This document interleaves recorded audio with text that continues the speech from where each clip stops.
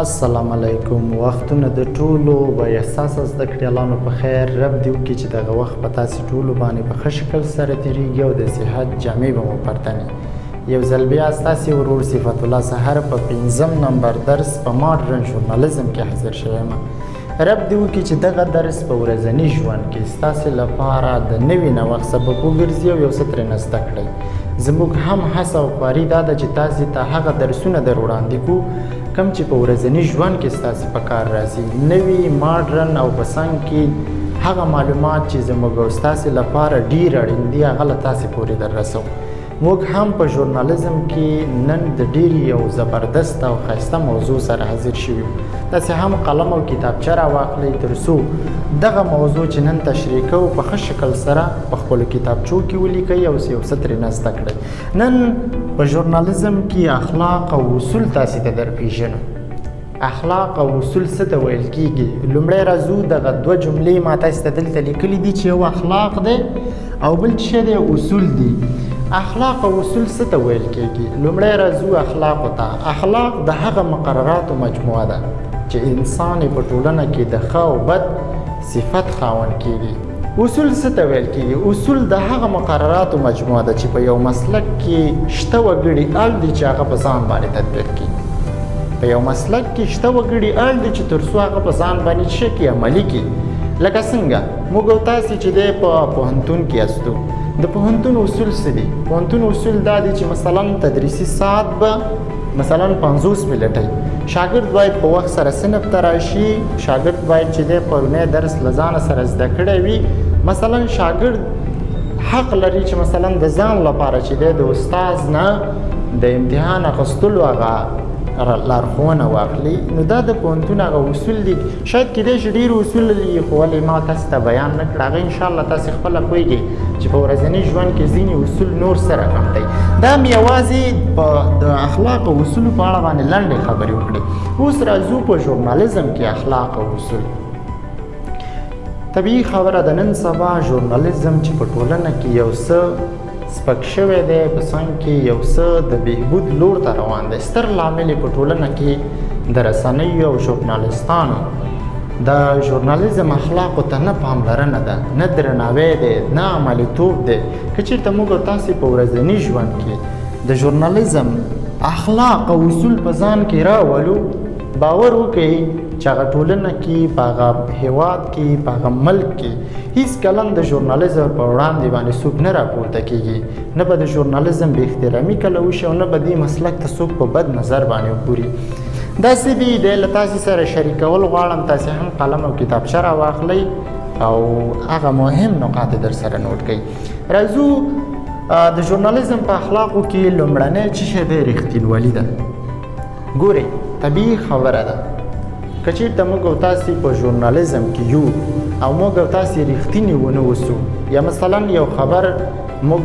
رښتینی خپور نه کړو، یا مثلا یو واقع یوه حادثه په صحیح معنا سره د رسنۍ څخه خپره نه شي، نو هېڅوک هم په دې رسنۍ باندې باور نه کوي. هېڅکله هم دا رسنۍ د خلکو په وړاندې باندې د اهمیت وړ نه ګرځي. نه ورته څوک ارزښت ورکوي، نه ورته څوک په ښه نظر باندې ګوري. خو که چېرته موږ او تاسې رښتینولۍ اصل ته په صحیح ډول باندې په پوره ایماندارۍ کې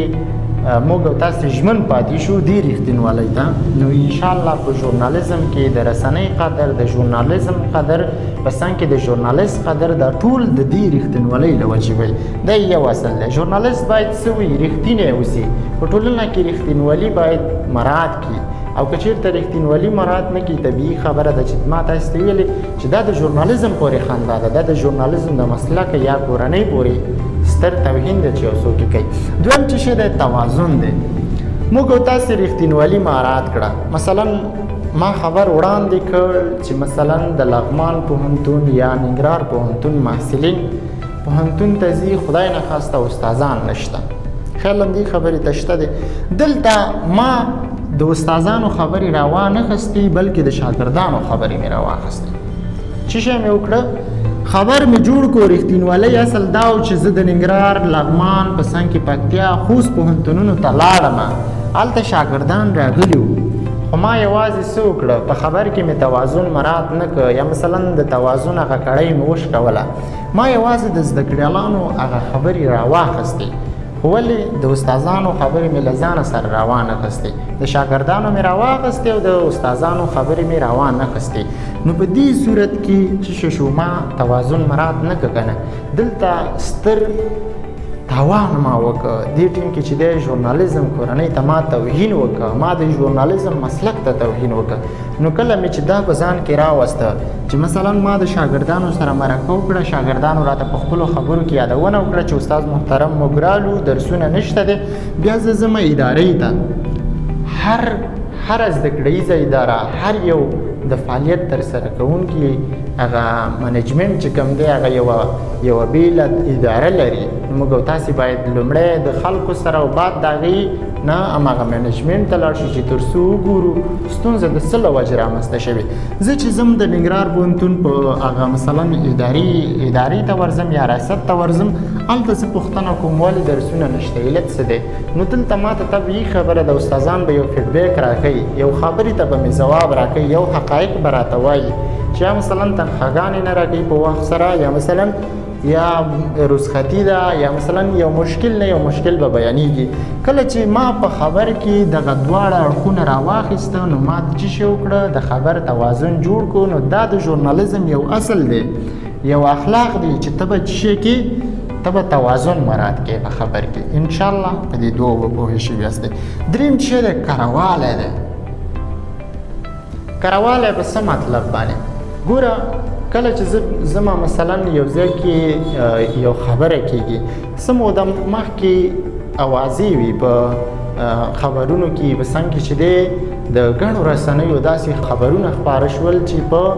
بغلان کې یا مثلا په سمنګان او په لرو پرتو ولسوالیو کې پیریان راوتي دي خلکو کورونو ته وراچوي په دغه وخت کې دغه خبره دومره زور پیدا کړه چې حتی نړیوال بڼه یې ومونده نړیواله بڼه یې ومونده ولې که چېرته موږ او تاسې راشو کرهوالي اصل وایي څه ته موږ او تاسې باید لومړی دغه پیښه یا مثلا دغه خبر په خپل ذهن کې وسنجو چې آیا په واقعي معنا سره دا پیښه رامنځته شوې همداسې ده کرهوالی څه مطلب هغه مثلا ستا دا ذهن مني چې آیا په واقعي معنا سره دا پیښه به په دې ډول وي آیا زه چې دا خبر جوړوم آیا دا په دې ارزي چې زه زما دغه خبر خپروم یا مثلا یو راپور خپروم او دا تر حتی تر دې حده پورې رسیږي چې مثلا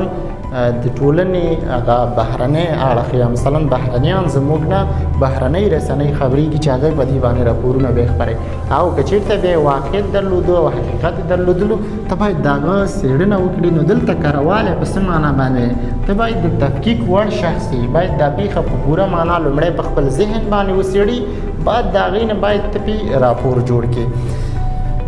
په څلورمه برخه کې یا مثلا په څلورم اخلاق یا اصول چې شی دی هغه وایي انصاف دی انصاف په څه معنا سره دی لنډ ساده به یې درته ویم مثلا په یو کلي کې د دوه ورونو جنګ دی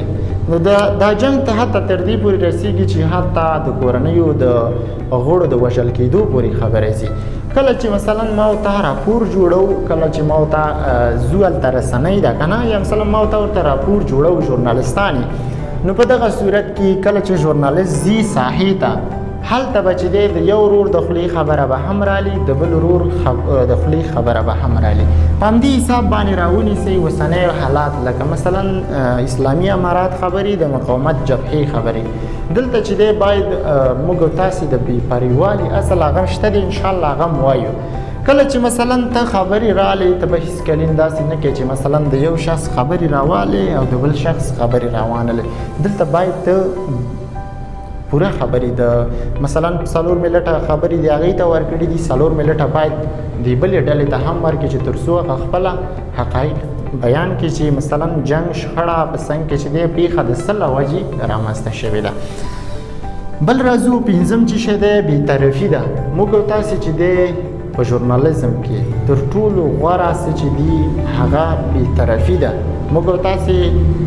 ډېری وخت داسې واقعیتونه داسې پیښې ګورو ژورنالستان وژل کېږي رسنیو توهین کېږي په څنګ کې نور څه کېږي ولې دلته دا توهین اساسي لامل د دغه اصولو نه مراعت د تاسې ته ما ویلې خو ولې که چیرته موږ او تاسې په یوه پیښه کې یو ژورنالیست خیمه موږ او تاسې مطلب مې دا دی چې تاسې ما سره ژورنالیستان هستئ کله چې مثلا یو ژورنالیست ځي یوې ساحې ته هلته خبر یا راپور راخلي او بیا تر خلکو پورې رارسوي نو دلته که چیرته دا شخص بېطرفي مراعات نه کړي ګورئ دا واورئ راسره چې په ژورنالیزم کې د بېطرفۍ اصل نه مراد سره د هغه نه وروسته هغه ژورنالیست ته چې دی خړ جاسوس ویل کېږي خړ جاسوس ویل کېږي نو جاسوس خو طبیعي خبره ده چا ته ویل کېږي هغه شخص ته ویل کېږي چې د خپل مشر هغه هدفونه روښانه کوي که هغه په هره جامه کې نو دلته باید د جاسوس او په څنګ کې د خبریال ترمنځ تفکیک په څه باندې دی د بېطرفۍ په اصل باندې دی چې هغه باید په پیښو واقعیتونو کې د بېطرفۍ اصل ته پوره پاملرنه وکړي او که چېرته بېطرفۍ اصل ته پاملرنه ونه کړي نو طبیعي خبره ده چې څه رامنځته کېږي یا د ژورنالیست خپل تاوان دی دا هم انشاءالله تاسې به پرې پوه شوي یاستئ بل چې شی دی شپږم راوند کې هغه موږ او تاسې لرو دقت دقت څه ته ویل کېږي موږ او تاسې چې دی یو خبر د رسنۍ نه خپروو زه یم یو ژورنالیست په یو رسنۍ کې کله چې زه مثلا په یو ځای کې پیښه شوې ده ته باید دومره دقیق اوسې دومره باید په خپلو خبرو کې دقیق اوسې چې مثلا که یوه پیښه رامنځته کېږي لومړی باید د هغې پوره پلټنه وکړي کله چې د پوره پلټنه وکړه بعد د هغې نه باید ته څه شی کې راپور خپور کړي دقت پسې وروسته موږ او تاسې لرو سرعت څه ته ویل کېږي سرعت ګورئ ښه اول دقت دی بیا سرعت دی کله چې تا خبر په دې باندې پوه شوې چې مثلا دا حقایق دي دا مثلا دا خبره په واقعي معنا سره سمه ده ته باید د نورو رسنیو سره سیالي وکړي ته باید د هغې سره سیالي وکړي باید د نورو نه مخکې ته راپور خپور کړي که چېرته تا مخکې راپور خپور کړو طبیعي خبره ده چې ستا رسنۍ په ټولنه کې د ارزښت خاوند کېږي مثلا ته په ټولنه کې چې دی فالو دې زیاتېږي مینهوال دې زیاتېږي ستا خبرونه دقیق اوري مثلا ستا خبرونه هر څه چې دی په وخت سره تعقیبوي ولې ته چې دی د دقت سره د سرعت مراعات کړی دی مثلا خبر یا پیښه زر خپرې هیڅ کلین به بیا داسې نه کوو چې دقت راوالو د سرعت قرباني نه تاسې به دا کار نه کوئ دقت به په خبرونو کې په پوره معنا سره کوئ په پوره معنا سره بعد د هغې نه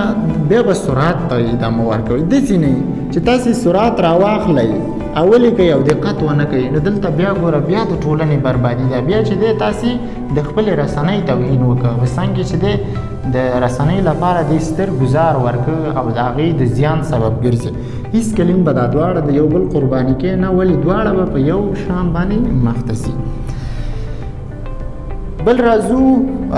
اتم اصل یا اخلاق ته چې موږ او تاسې له ځانه سره لرو شخصي حریم ته درناوی کول دي زموږ او ستاسې په ټولنه کې د ژورنالیستانو پر وړاندې شته ننګونې تر ډېره د همدغه اخلاقو چې تاسې ته ما بیان کړو ګوره د دې نه مراعات دی ستره وجه همدا ده چې موږ ستاسې چې دی که نه د چا شخصي حریم ته درناوی نه کوو کله چې موږ او تاسې په یوه رسنۍ کې اوسو نو خبریال باید دا کوشش ونه کړي چې د مقابل جانب خدای ناخواسته د بې احترامۍ سبب وګرځي تا تودو بحثونو ته یو شخص راغوښتی دی مثلا د مخالفې ډلې یو کس دی یا یو نماینده دی هغه تا راغوښتی دی او هغې سره ته چې دی د یوې پیښې په اړه د یوې مسلې په اړه باندې چې دی خبرې کې او ته په دې خپلو خبرو کې د دې شخص چې خپله شخصي مثلا لانجه دې ورسره ده که شخصي لانجه دې ورسره نه وي په زړه کې دې ورته غوده ده او د ده دې شخصي حریم ته درناوی دې ونه کړه او د ده دې سپکاوی وکړو خبر اوسه چې تا د ژورنالیزم اصل ته احترام ونه کړ نو که ته چېرته د رسنۍ ووځې او دې شخص په تا باندې څه وکړه طبیعي خبره ده چې که هغه در باندې عریضه یې وکړه یا مثلا په ساره د ژورنالیستانو د وژل کېدو هغه ټوله پړه باید زه په دې وانه چوم ولې هغه بېلې خبرې دي خو تر ډېره پورې د دې اصولو نه مراعات د رسنیو او ژورنالیستانو د وژل کېدو ستر لامل دی بل چې دی په نهم راوند کې یا په نهم اخلاق او اصول کې موږ د ځانه سره لرو د حقایقو معلومول دي موږ او تاسې خبرونه خپرو کنه دغه کلمه زه په بار بار ځکه وایم چې تاسې ورسره اشنا اوسئ. یو خبریال دی هغه راپور ورکوي. کله چې راپور ورکوي مثلا دا باید لومړی دا معلومه کړي چې حقدار څوک دی، لانجه په څه باندې رامنځته شوې ده، حقایق والا څوک دی، مثلا څوک حقدار دی د دې خبرې چې هغه مثلا دغه پیښه کې مثلا پړ نه حسابېږي، ملامته نه حسابېږي. ته باید د حقایقو لپاره کار وکړي. تاوده بحثونه دي یا مثلا ګردې میز دی څنګه کې چې دی سیاسي بحث دی، ته باید حقدار ته وسپاري. مثلا څنګه حق داسې به فکر وکړي چې مثلا زه د دې شخص سره خبرې کوم د حقایقو د معلومولو لپاره، ته باید د مقابل جانب لپاره د خپل ځان او د دې بلې خواته باید دومره جالبه پوښتنې جوړ کړي چې تر څو ټولنې ته معلومه شي چې حقایق څه دي. باید ته د حقایقو د معلومولو لپاره پوره کار وکړي. بل چې دی وایي موږ تاسې چې دی هڅه کوو چې د معلوماتو د راټولولو لپاره، د رسنیو د نوم د لوړولو لپاره او په څنګ کې چې دی د کار کولو لپاره هڅه مو دی چې تر څو معلومات او اطلاعات په وخت سره ورسوو. ځینې وختونه داسې پیښې رامنځته کېږي چې مثلا د هغې هغه چې کوم یو عاملین دي یا مثلا د دې پیښې اړوند چې کوم کسان دي هغه هېڅکلین د خپل ډاره ته چاته نشي ویلی چې دا پیښه په دې ډول باندې ده. خو کله چې معلومه شوه یو پیښه په دې ډول باندې ده، په دغه وخت کې تا ته یو شخص وویلی چې زه تا ته حقایق وایم خو زما نوم به نه خپرې، زما شخصي حریم به نه سپړې ځکه چې ما ته خطر پیښیږي. مثلا ته د یوې رسنۍ په توګه باندې ځې د یو شخص سره خبرې کوې که نه، نو کله چې ته د یو شخص سره خبرې کوې په دغه وخت کې تا ته هغه کس وایي زما خبر کې به زما نوم نه اخلي، په څنګ کې چې دی ما به نه چاته راسپړي. ته باید څه وکړي، هغه سرچینه چې مثلا تا ته خبر ترلاسه کړ باید ته د هغه خوندیتوب وکړي، د هغه نوم باید وانلې. او که چېرته مثلا د پیښه په دې باندې وارزېدله چې ژورنالست حکومت ته کش که مثلا یوه پیښه یوه ادعا یې ثابته کړه چې مثلا دا دروغ دي یا مثلا دا په ما باندې چې دی تور تړل شوی دی، په دې شرایطو کې بیا کله چې ژورنالست قاضي یا محکمې ته وړاندې کېږي هلته به یې کولی شي چې د سرچینې نوم واخلي. خو هېڅکلین به ته د یو ژورنالست په صفت باندې چې یو چا درته راز ویلی د یوې پیښې په اړه باندې او ته ولګېږي او هغه افشا او خلکو ته وړاندې کړي، نو دا تا چې وکړه د ژورنالیزم د کورنۍ سره ستره جفا وکړه که چېرته یې ته خپور کړي. او که چېرته یې ته خپور نه کړي او هغه ته ژمن پاتې شي نو ته بیا د یو غوره ژورنالیست په توګه د ژورنالیزم په مسلک کې یو غوره او سپېڅلی رسالت ترسره کړي. انشاءالله درس به مو تعقیب کړی، د درس په ټولو برخو باندې به پوهه شوي یاستئ. زه د تاسې ټولو زده کړیالانو نه یوه هیله یو ارزو لرم، بلکې د یوې ګیلې په شکل به یې هم له تاسې ته وړاندې کړم چې هغه دا دی چې زه د ټولو شاګردانو نه هیله کومه چې زما نه پوښتنې وکړئ، ځان پوهه کوئ، تر څو دا یوه موقع ده ستاسو دپاره او د ځان د پوهولو لپاره موږ تاسې ژمن پاتې کېږو د دې خبرې دپاره چې تر څو خپلو زده کړیالانو ته ډېر څه ور وښیو. نو انشاءالله یو څه به پوهه شوي یاستئ. دا و د نن ورځې درس چې ما صفت الله سهار تاسې ته وړاندې کړ. تر بل درس ښه وخت، ښې شېبې، د خدای په امان.